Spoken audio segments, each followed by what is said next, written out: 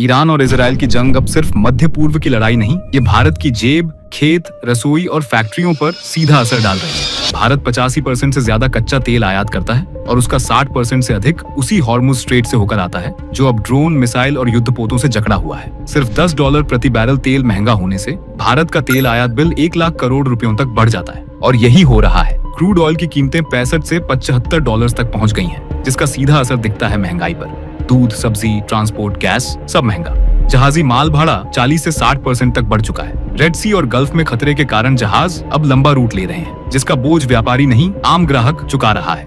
1 lakh ton से ज्यादा basmati rice Bharat के बंदरगाहों पर फंसी है, जो ईरान के लिए जानी थी। LPG और एडिबल ऑयल की सप्लाई अब धीमी और महंगी हो गई है। पेट्रोलियम एक्सपोर्ट में 38% गिरावट अगस्त 2024 में ही आई है। उर्वरक और केमिकल्स की कीमतें भी बढ़ रही हैं, जिसका असर किसान और ग्रामीण भारत पर दिखने लगा है। टेक्सटाइल्स, इंजीनियरिंग और MSMEs, इनकी मुनाफे की दरें लगातार घट रही हैं, क्योंकि फ्रेट, मरीन इंश्योरेंस और रॉ मटेरियल सब महंगे हो गए हैं। अब हर कंटेनर भेजना एक रिस्क है, हर डील एक जुआ।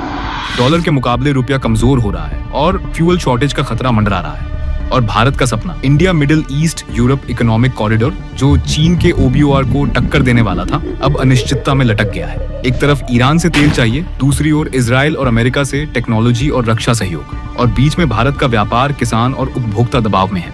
तो सवाल ये है, क्या भारत इस युद्ध की आग से बच पाएगा, या हम सब इस बिना लड़ी गई लड़ाई के शिकार बनेंगे?